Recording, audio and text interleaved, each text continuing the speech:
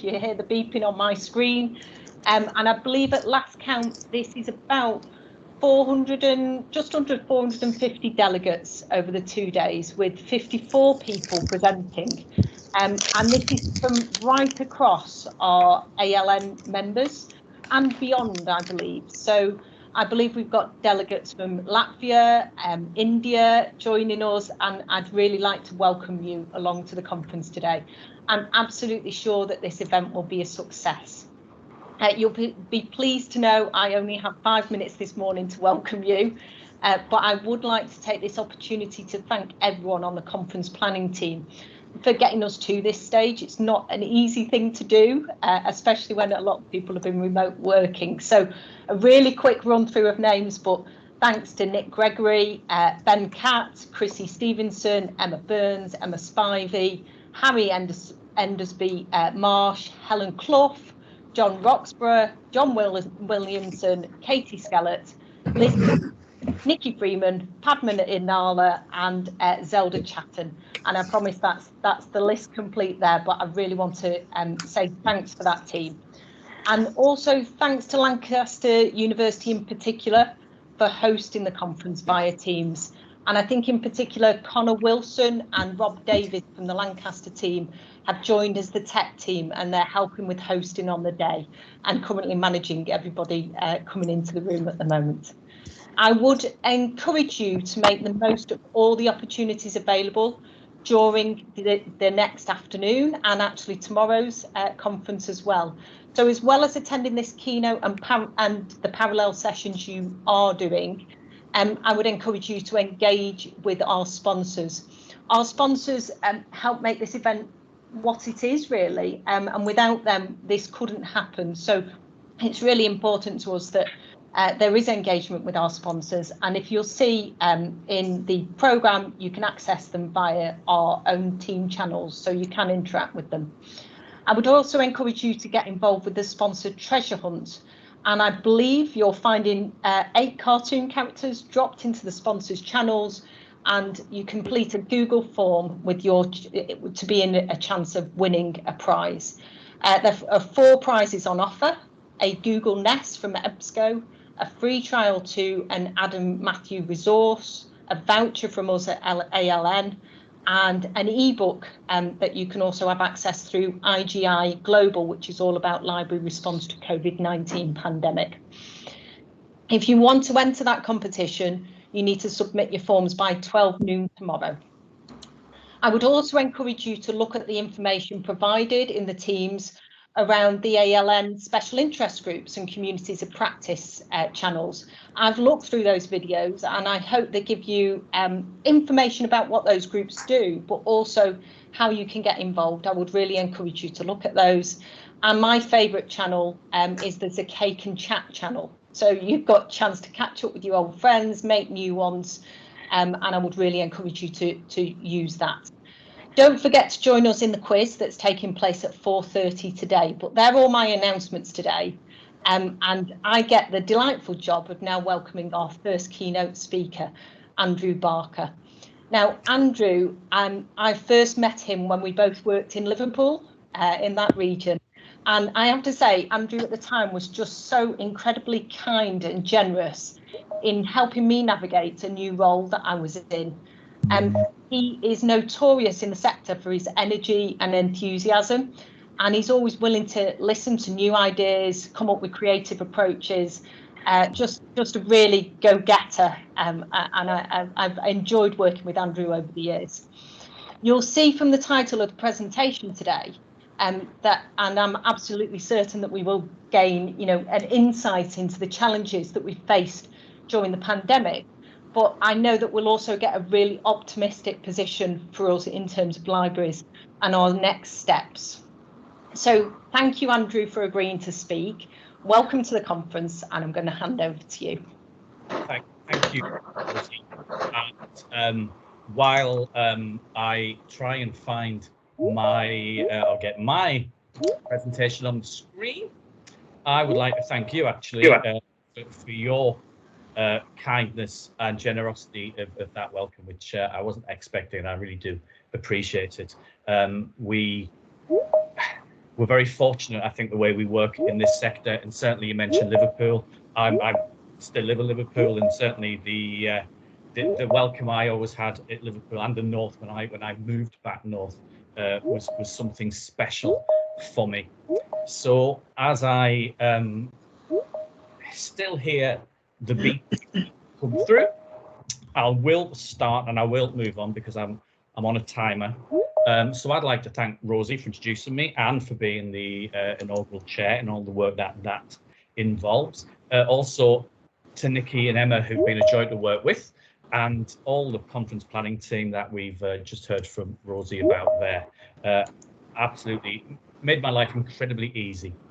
It's a huge privilege to be able to welcome you, all of you, to Lancaster. And I've been thinking about this. It's hugely a privilege to have the honour of opening the first plenary speaker at the first Academic Libraries North conference. I am, and perfect timing as Mike Storrs jumps on the screen, I am a proud Northerner, like Mike, from Sunderland. And it means a great deal to me to speak to you as a Northerner at this wonderful conference, to bring the whole of the North together. As a collective, we can, and I know we will, do so much together.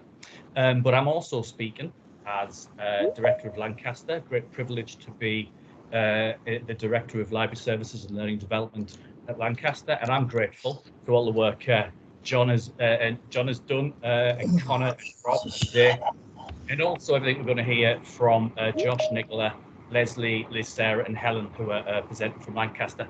I'm absolutely biased, but I can promise you they will all be great. So thank you. That's the starting point, but I do want to give you a bit of a welcome as I watched numbers still rising, it's still beeping at me. But anyway, I don't know about you, but, and this will be a truth as I work through this plenary, there's a lot about the personal, not too much about the personal, as well as the professional. But I don't know about you, but I tend to buy coats in the sale. Yep, I'm from Sunderland, but I do wear coats. It's a bit of a myth. And I buy them in the sale, and I have to wait a year to wear them, to show them.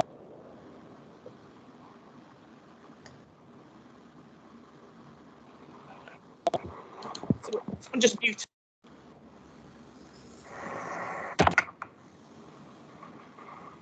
I take it not as a message that I'm irritating people by the fact I've been muted twice. So I'll keep going, and apologies if I've upset anybody from Newcastle in my many references to Sunderland. So I feel like about our extension, it would be great to be able to invite you into this new building with the new activities that are happening. And I've got this perfect opportunity to show it off, and I have to wait a bit longer because you can't be with us yet. But never mind.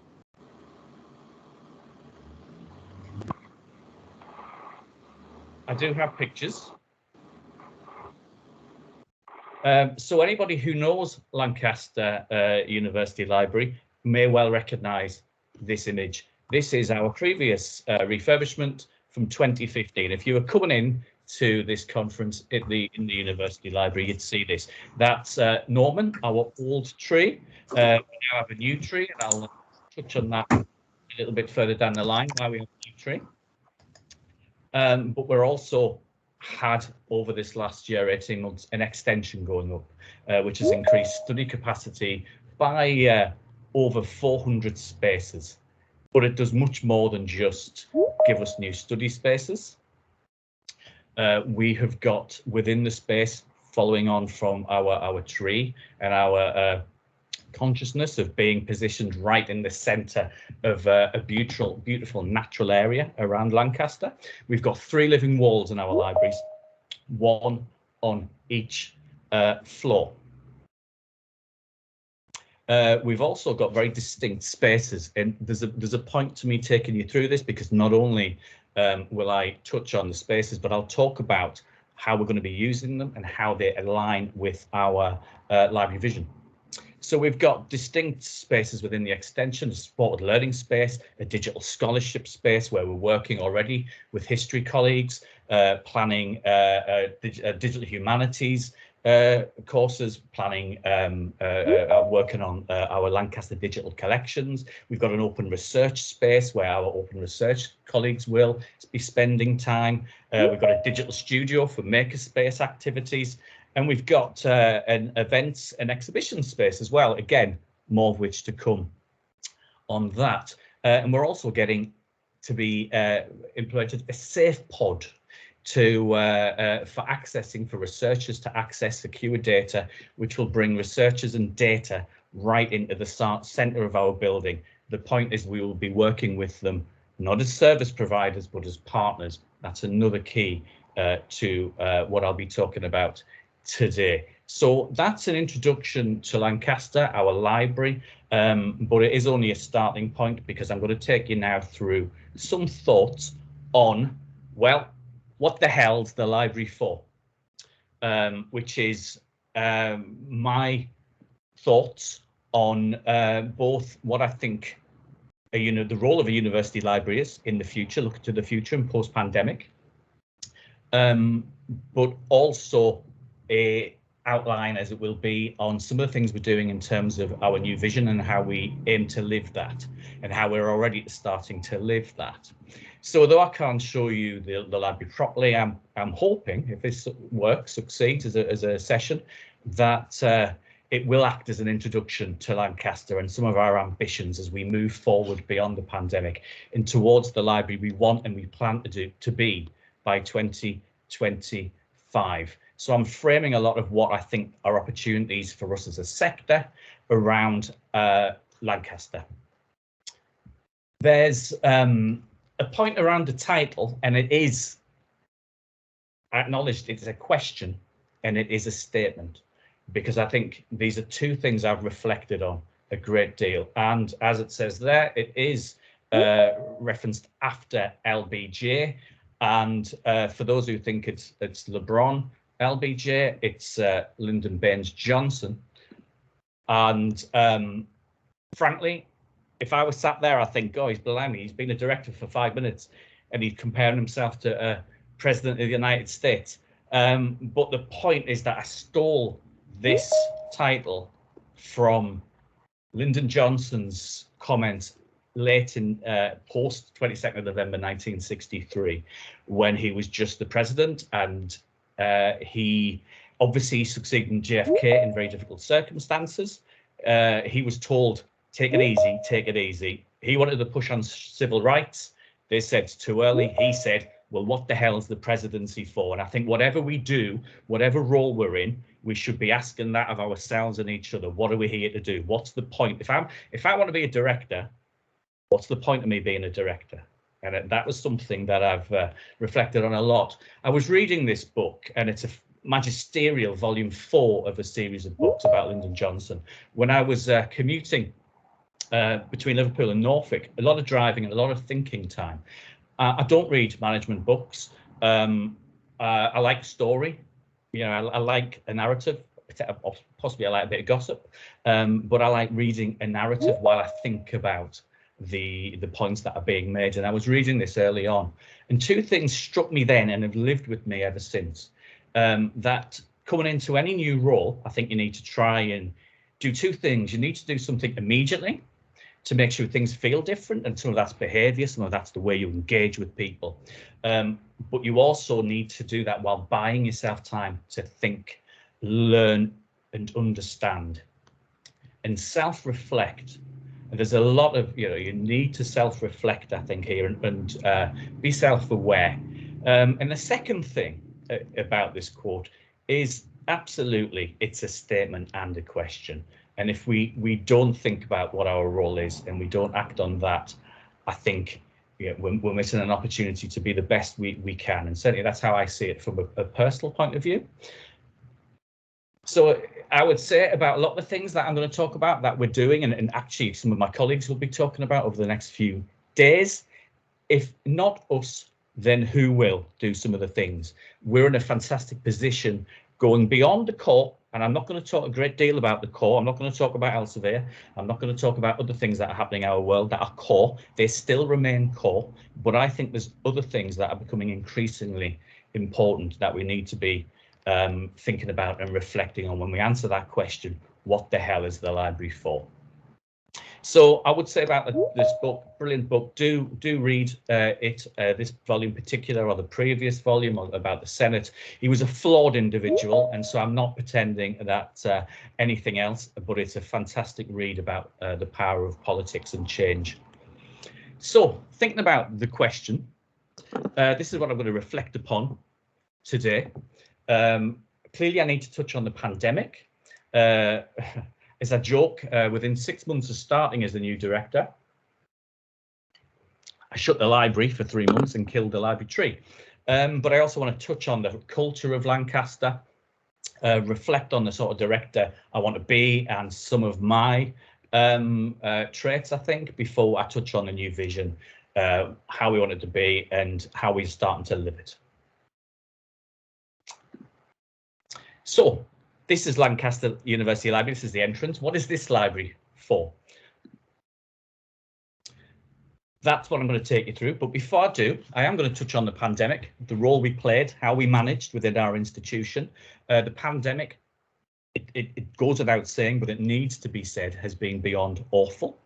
But I'm conscious that from a library point of view, it's presented opportunities, but it's also presented challenges, which has in turn presented further opportunities. So I'm not going to talk a great deal about the pandemic and how we responded, but I am going to say it was clear as a campus university and as a library on a campus university, with the library in the centre of the heart of the university and physically located where every senior manager and student would walk past and come in, that if the library is open and busy as a building, then the university was open. That was a selling point for our university as a campus. Come to Lancaster has been the message. We're a campus university. And it put us in a great place. Similarly, because we were so ahead of the curve digitally, like every library, we got a lot of kudos. And actually, some of the things we'd introduced, like LibAnswers, LibChat, was almost as if we'd invented fire for some parts of the university, because we were so ahead, thanks to the colleagues, many of whom are sat around here. But the challenge from that is that you end up risking falling back on old expectations of what you are as a library, that we are seen to be simply a building which provides services and a repository for books and students. But I felt, and this is thinking about do things now, but also try and plan for the future. I felt that, though we managed to get the library reopened from July and working as normally as possible with colleagues working, Regina O'Brien and colleagues bringing leadership to it from throughout to bring colleagues back into the building.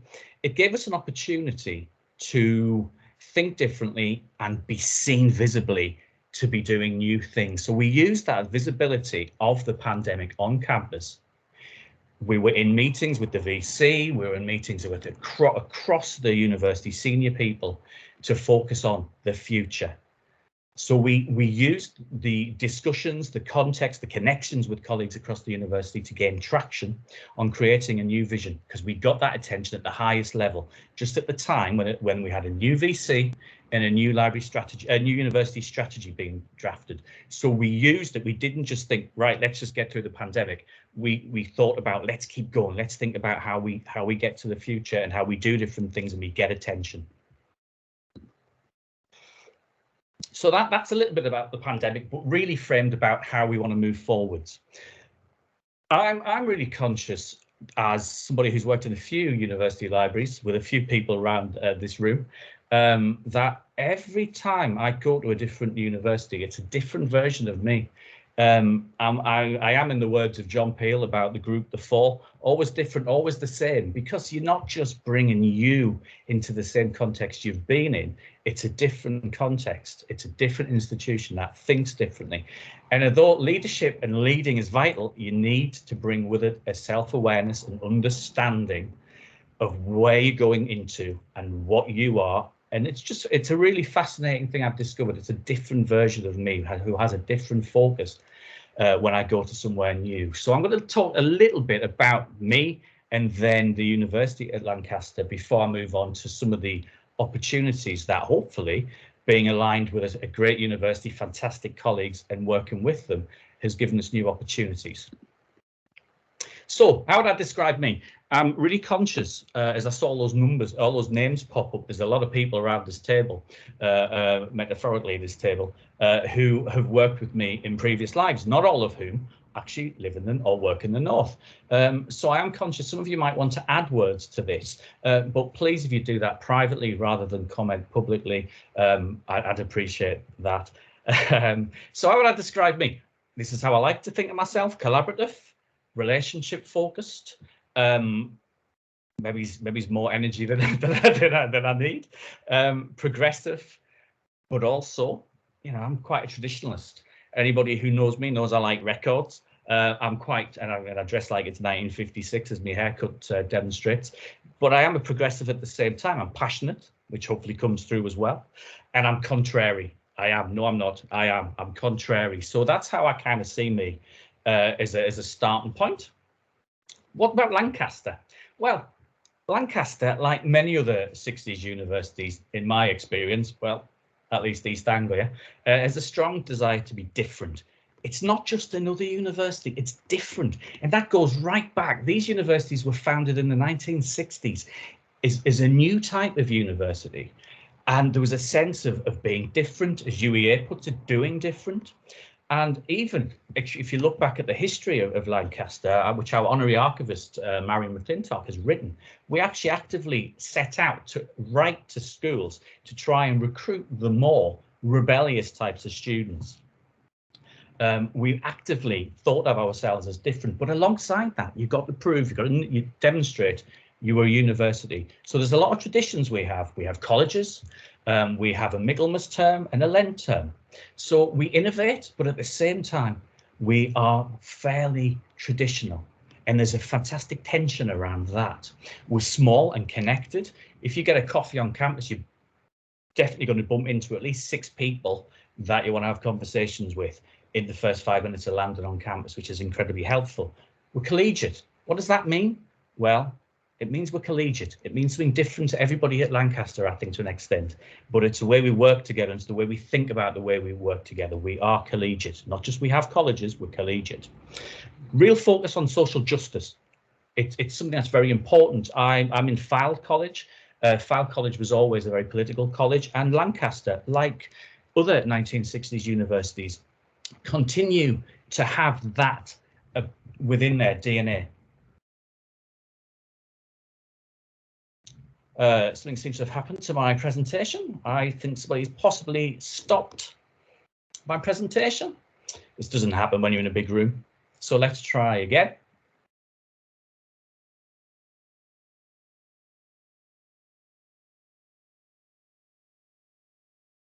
Give me a few minutes while my PowerPoint comes back on. And we'll resume from where we were.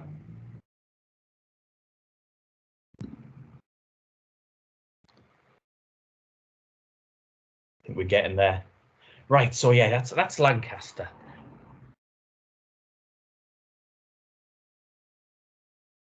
That's Lancaster. So when you put the two of us together, how do we pull it all together to try and think about what we are? We had come to the end of our previous vision towards 2020. And what I saw right from the start were deeply passionate people who, throughout our library, brought leadership. And for me as a director, you want people from across the library to bring a sense of leadership.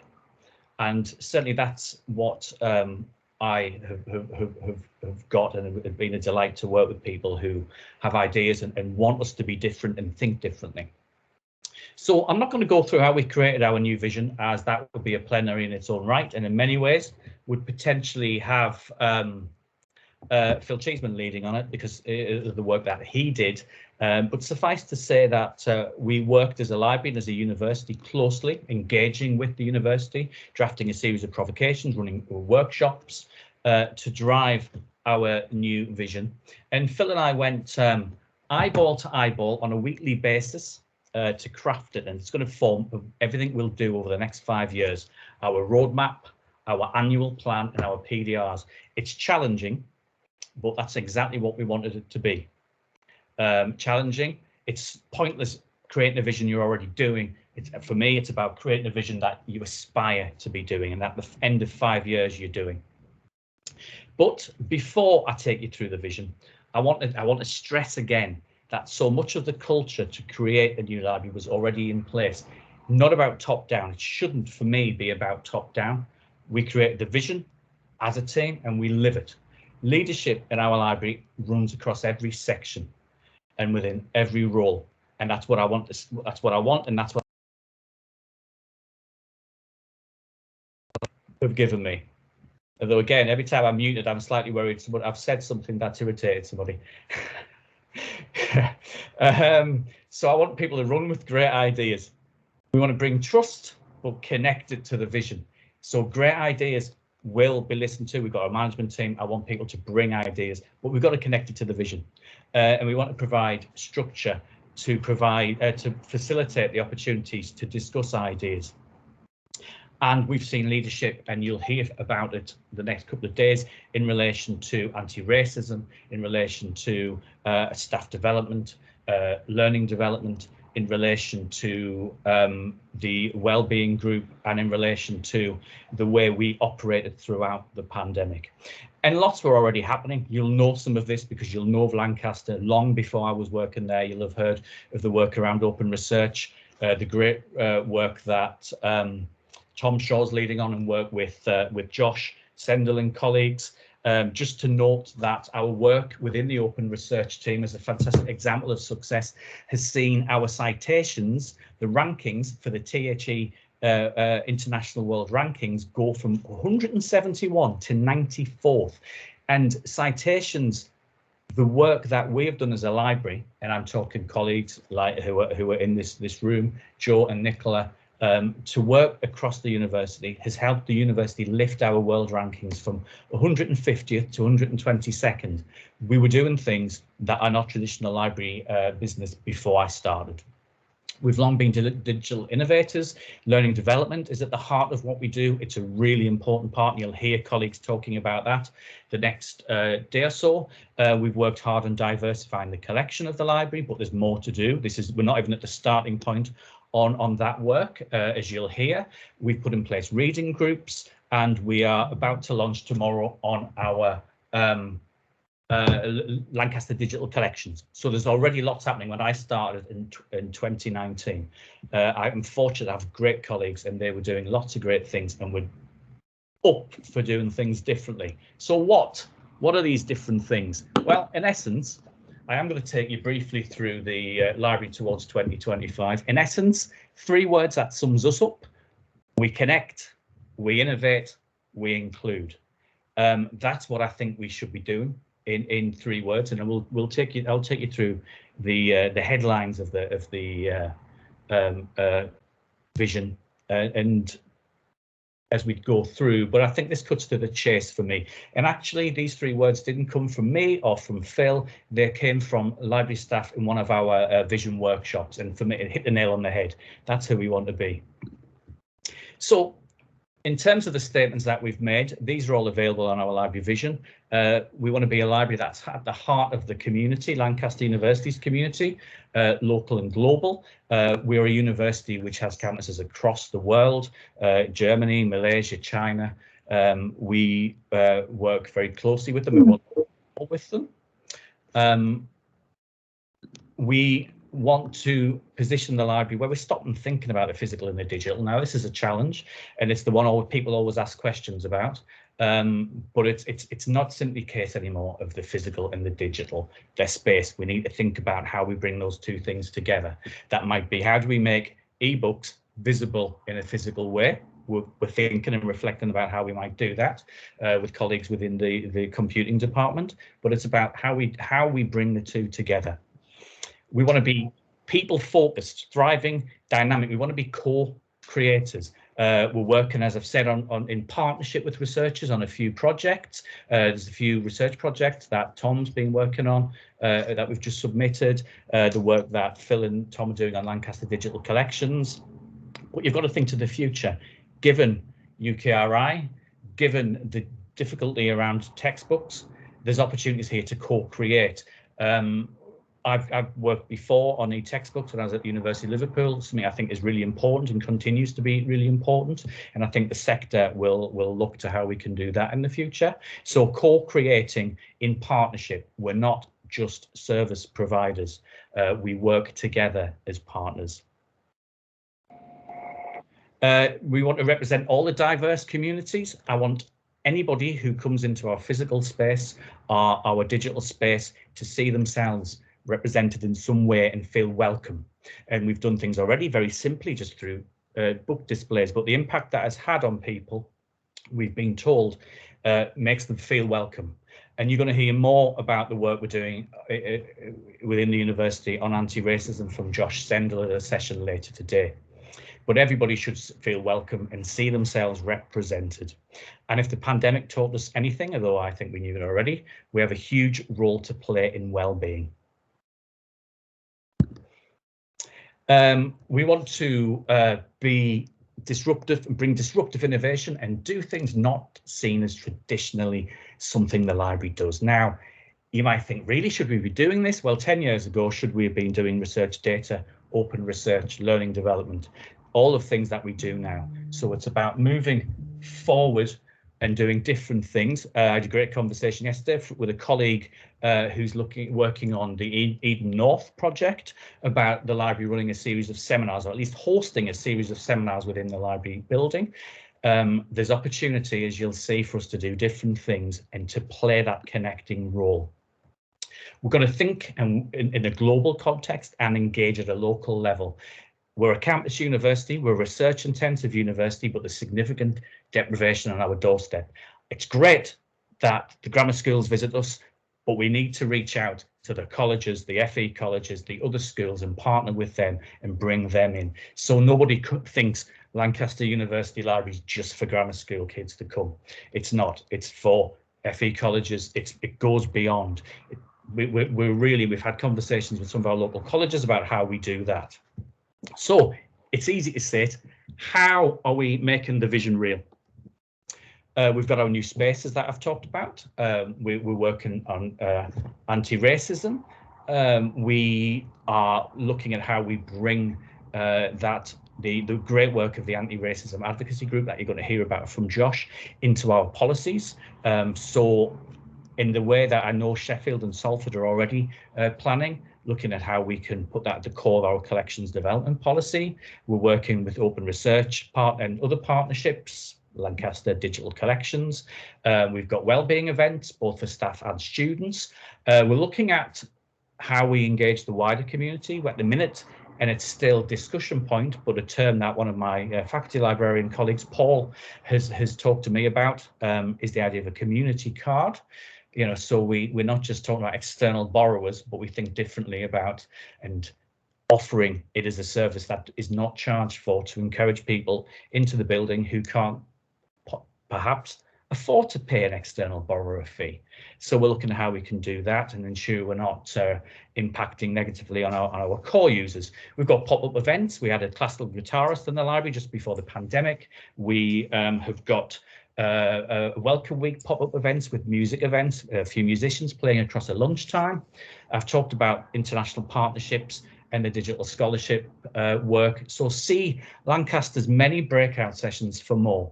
But the one way we're trying to live the vision, and we're doing living some of this, is through our library festival. couldn't be better timed, this conference.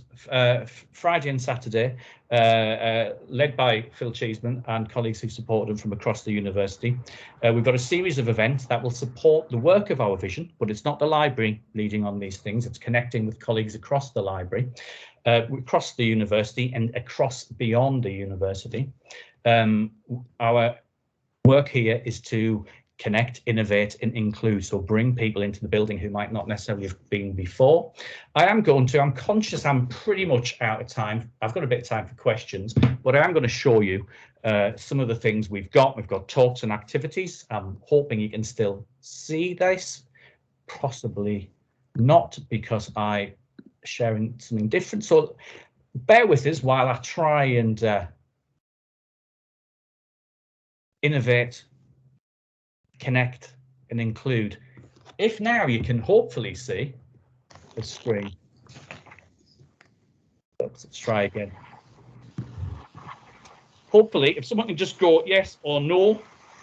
Yes. Your browser, yes. Brilliant. Yes. So this is the Library Festival, and you'll see we've got talks and activities. We've got evening events, which two PVCs are chairing discussion and conversation. We've got library exhibitions. We've got our digital collections being launched.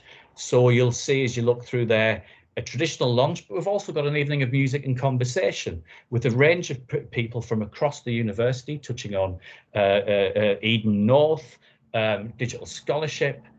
And then on Saturday, we've got projects where we've got academics talking and colleagues from outside the university. We've got discussions around slavery family tree research project and exploring Lancaster's link to transatlantic slavery. And we concluded again an evening of music and conversation hosted by Baroness Dame Sue Black. So that gives you a flavour of how we're trying to live the three words of that vision: connecting, innovating and including. And it is the point now where I'm going to turn around and say we've got about 10 minutes for questions. So are there any questions?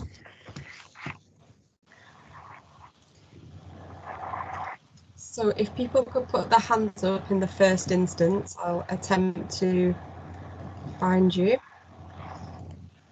And if I can't see your hand for some reason, feel free to unmute yourself. And so Rosie, I think you had a question. Hi, Andrew. Thanks for a great presentation. I knew it would be very enthusiastic and engaging. I just wondered about, so the vision looks absolutely fantastic. And I know there's a few Lancaster presentations on this, but I wondered, the pandemic's been difficult. And I suppose I feel your energy when you're talking about your vision, but what have you done to kind of get your staff really into this space and ready for, almost the next fight or the next bit of that energy into the physical spaces? Or I think behind the vision is what I'm so that they're fully behind your next steps. So what we did, be a plenary in itself, we started by doing a little bit of a 360, not just the library staff but across the university, on what did we do? Did we succeed in our previous vision? And what did we get right? What did we not get right? We also had a series of provocations that were draft statements for the vision that we dropped into our library team site, and we asked people to comment, and we got really useful feedback there. And we had a couple of workshops as well where we pulled the themes. Again, this was fantastically led by Phil Cheeseman. We investigated the themes, interrogated the themes, and brought something that was very much Lancaster University Libraries vision, not my vision. So how did that bring people along? Hopefully, and I'm always conscious there'll be some people who think I just want to come to work, do a job, go home. But my hope is if people are interested in the vision, they had the opportunity to be involved and to begin looking at the future. Jill, Jill's muted, thanks. Look into the future. we've also worked with our colleagues, and they're working in their sections. We're working as a management team, and then within our sections to develop roadmap activities which relate back to the vision. So in 5 years' time, we're working on what in 5 years' time, what operational things will we have delivered that align to this vision, and the 5-year roadmap will drive the annual plans and people's PDRs. So colleagues have been involved in and still are involved in those discussions around how they make the vision live. So hopefully, and if there's anybody from Lancaster who wants to agree or indeed disagree, that gives a picture of what we've done, Rosie. Thank you.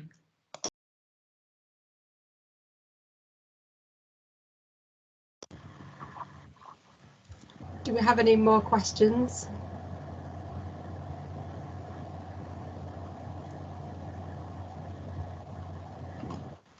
If I can't see your hand, then do just shout up. I keep scrolling through the list.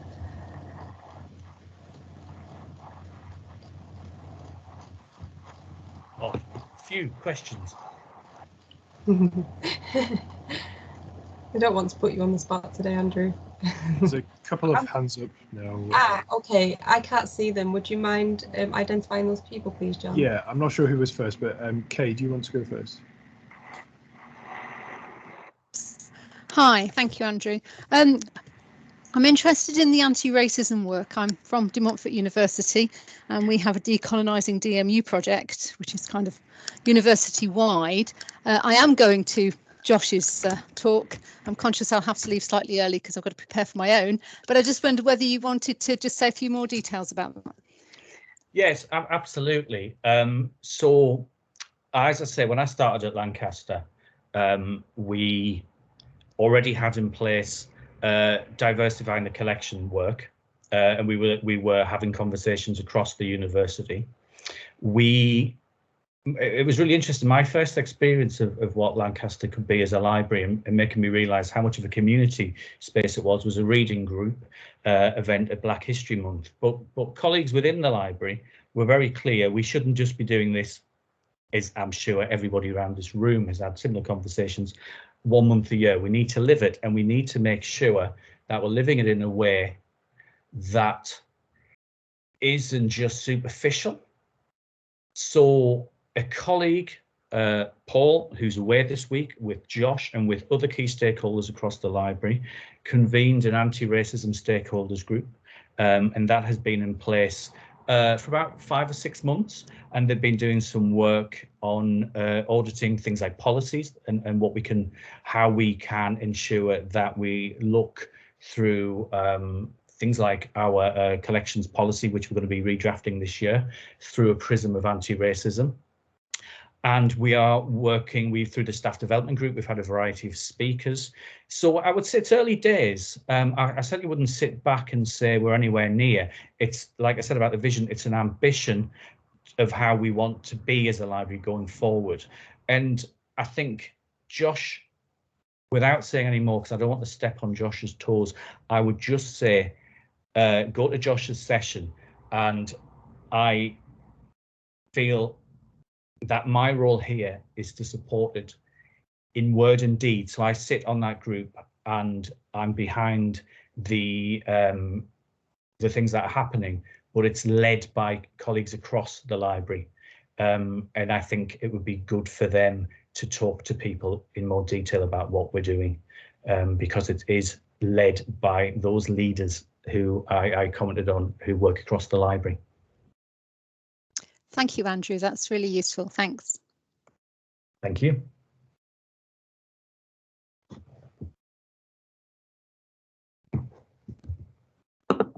Then I think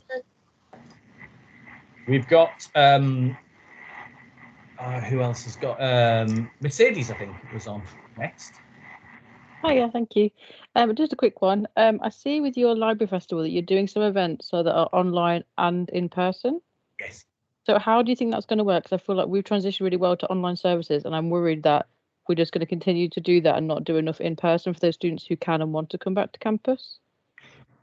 Yeah, so you're speaking particularly about the festival. Well, I think probably ask me this question next week. I'm very conscious that we're getting a lot of people booking up online. We've got decent numbers coming in person, but I think we've seen it in terms of the festival, and I'm saying this to everybody who's in this room, you don't have to be in Lancaster to attend. So it's going to be interesting to see what happens. I think you're right, Mercedes, there's challenges to it. As there have been for the last 18 months, we have to work at ways to try and make sure we maximise the value of both in person and the dialing inside of it. I hope to see you there, Mercedes, though, and you're very much invited. I've bookmarked it. Okay, I'll see if I can make it happen. Thank you. You can't. Obviously, people have busy lives. Thank you. And then I'm sorry, it's just somebody who's V Jones. So I'm sorry, I'm no more precise than V Jones.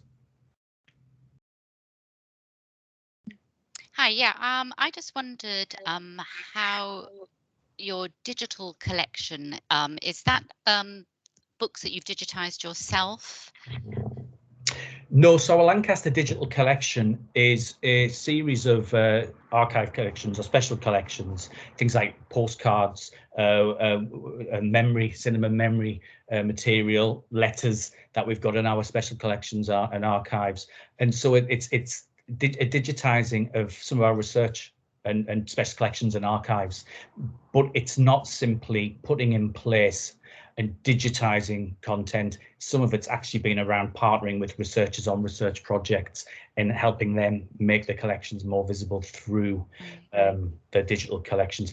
It's something that if you work at the University of Manchester, you'll know, because it's built, as is the Manchester collections, on the back of Cambridge digital platforms. Right, so are you thinking at all of digitizing some of your collections in the future to kind of address what a lot of students experienced during the pandemic with access to physical books? Well, we do digitize where we can in terms of where copyright allows. Mm-hmm. So we're talking now about ordinary library collections. Mm-hmm. But obviously, we, like everybody, we've got the challenges that we all face around the pricing of e-textbooks, the availability of content, what copyright allows. So this is why I say I think there's an important place in doing what has been happening in America for a long time, creating our own educational resources, working in partnership with it might be university publishers or with academics from across the university. And we did some work at Liverpool as part of a GIST project. Manchester and UCL have kept that going, and I think there's an avenue and opportunity for us there. Right, yeah, okay, brilliant, thank you. You. I'm conscious it's 10:02, and I promised I wouldn't overrun because I would never be invited back. So I didn't overrun, Railsy. All yours. I'm super impressed, Andrew. I was just about to comment that not only have you apparently been a dream keynote in terms of with the organising committee, you've also managed to do perfect timing. So thank you very much for that. What struck me today is how incredibly generous you've been with your sharing and how open you've been. And like you said at the beginning, that we are very lucky as a profession that happens, but it's lovely to see that role modelled by a director. So thank you for that. The Library Festival looked amazing and I can't wait to hear about it. So I do hope that you're going to share how that goes with the rest of ALN. Because it looks ambitious, brilliant. I'm really intrigued by it. So thank you very much, Andrew. We really do appreciate it. A pleasure, Rosie, and thanks to everybody in the room. You are plural. How we make this a successful profession and do what we need to do for our sector. So thank you all. Thank you. And so I hope that Andrew's keynote has left you all feeling really positive and excited about the conference going forward. Next up for everyone are parallel sessions, and they start at 2 p.m. So you've got a little bit of a break now if you need it. You can access them through the timetable. And reminder for anybody who's presenting, though, you've not really got a break, so you need to go across to your sessions 10 minutes early just so that they can run through the practicalities. But thank you very much for everyone attending, and I'll let you all leave now to be able to go on your breaks. Thank you. Thanks, Rosie. Can I just add one thing before everybody does go? Just to remind you that the links to each session are actually in the timetable and session links channel within Teams. So if you're struggling to find the link to get to your parallel session, just go to that timetable and the links to the meetings are all in there. Thank you.